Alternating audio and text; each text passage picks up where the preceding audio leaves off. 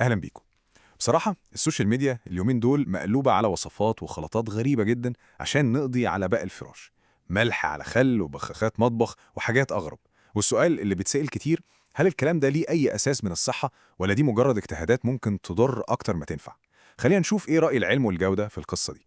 كلنا طبعا عارفين الإحساس ده، القلق اللي بيطير النوم من عينيك والشك في كل حتة في البيت. باقي الفراش بصراحة مش مجرد حشرة، ده كابوس حقيقي بيحول البيت من مكان أمان لمصدر للتوتر. وللأسف الناس من يأسها بتبقى مستعدة تجرب أي حاجة تسمع عنها بغض النظر هي صح ولا غلط. طيب، اشمعنى الحشرة الصغيرة دي بالذات تعتبر عدو صعب قوي كده؟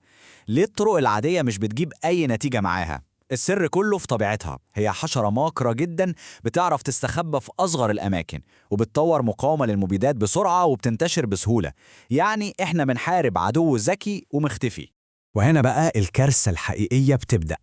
اليأس ده بيخلي الناس تقع في فخ الحلول السريعة اللي على الإنترنت. والحلول دي مش بس ما بتشتغلش، لأ، دي ممكن تخلي الإصابة تنتشر في البيت كله وتحول مشكلة صغيرة كانت ممكن تتلم لمصيبة كبيرة وصعب السيطرة عليها. تمام، خلينا بقى ندخل في صلب الموضوع. موضوع خلطات الملح والخل اللي بيقولوا إنها بتموت البق في ثواني. والله يا جماعة ده كلام يزعل. الكلام ده يعتبر إهانة حقيقية لعلم المكافحة كله. إحنا بنتكلم في علم وهندسة، مش طبخة بنعملها في المطبخ. وده السؤال اللي محير كل الناس. ممكن أقضي على الباقي بنفسي؟ الإجابة للأسف مش بالبساطة دي. تخيلوا معايا كده، حشرة الباقي دي عاملة زي المدرعة الصغيرة، عندها هيكل خارجي صلب جدا، فلما نرش عليها خل وملح ده بالنسبة لها كأننا بنرش شوية مية بملح على طبق سلطة، ولا هيحس بأي حاجة خالص. والموضوع مش بس إن الخلطات دي مش فعالة، لا دي كمان ممكن تكون خطيرة. وكالة حماية البيئة الأمريكية بنفسها بتحذر صراحة من الطرق دي. يعني الملح اللي بنرشه ده ممكن يبوظ خشب السرير ويعمل صدأ للمسامير، والخل بريحته القوية دي هيلم علينا حشرات تانية زي هاموش الفاكهة. يبقى احنا كده حلنا مشكلة؟ لا، احنا زودنا المشاكل. وهنا بنشوف الفرق الواضح قوي بين التفكير العلمي والتفكير العشوائي. الناس بتسمع إن الحرارة بتموت البق، تقوم جايبة استشوار وتوجهه على المرتبة. ده مش بس ممكن يعمل حريقة، ده كمان غير فعال تماما. الطريقة الاحترافية بتستخدم أجهزة متخصصة بترفع حرارة الأوضة كلها لدرجة معينة بشكل آمن ومدروس عشان تضمن إننا قضينا على البق وبيضه. طيب، مادام كل الحلول المنزلية دي غلط وخطيرة، إيه هو بقى الحل الصح؟ الحل مش في بخاخة سحرية أو خلطة سرية، الحل في خطة عمل متكاملة وذكية. الخبراء بيسموها الإدارة المتكاملة للآفات أو IPM. خلينا نبسطها. ال IPM ده مش اسم منتج بنشتريه من الصيدلية. فكروا فيه كأنه خطة معركة متكاملة بنستخدم فيها كل الأسلحة المتاحة. بنبدأ بالفحص الدقيق وبعدين الطرق الميكانيكية، وفي الآخر خالص لو لزم الأمر بنستخدم مواد كيميائية بشكل مدروس جدا وآمن. الخطة دي ليها خطوات واضحة ومترتبة.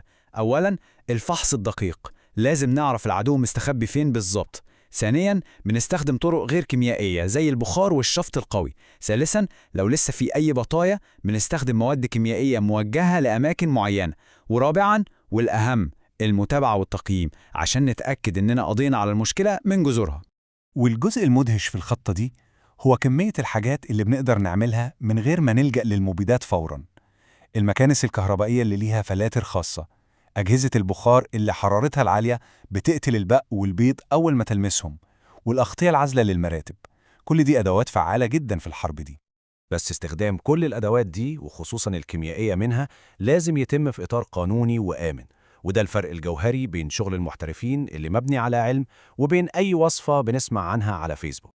المحترفين مش بيستخدموا وصفات مطبخ، دول بيستخدموا منتجات ليها أوراق اعتماد ووثائق سلامة إلزامية. يعني إحنا مش بنعمل طبخة في المطبخ ونجربها في بيوت الناس، دي مواد ليها شهادات سلامة محلية ودولية ومعتمدة.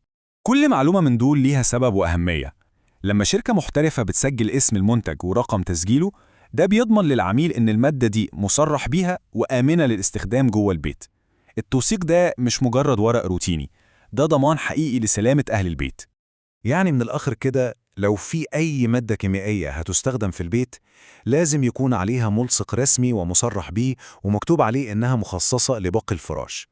الملصق ده مش مجرد ورقة، ده يعتبر القانون اللي بينظم طريقة الاستخدام الآمن والفعال للمادة دي. ممتاز. عشان نلخص كل اللي قلناه، خلينا نراجع مع بعض العناصر الأساسية عشان نكسب الحرب دي ونقضي على الإصابة بشكل نهائي. الخلاصة عشان نكسب الحرب دي محتاجين 4 حاجات أساسية.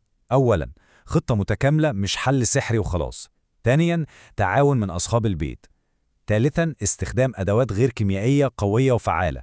ورابعاً، لو استخدمنا أي مادة كيميائية لازم تكون قانونية ونستخدمها صح. دي هي مفاتيح النجاح. وفي النهاية باقي الفراش مش محتاج تتبيلة ملح وخل، ده محتاج علم وهندسة عشان نقضي عليه وعلى بيضه بشكل فعال. التعامل مع المشكلة دي هو اختبار للصبر والعلم، مش سباق ورا حلول سريعة وخطيرة. لو عايزين نحل المشكلة صح، يبقى لازم نختار الحل اللي مبني على أسس علمية سليمة.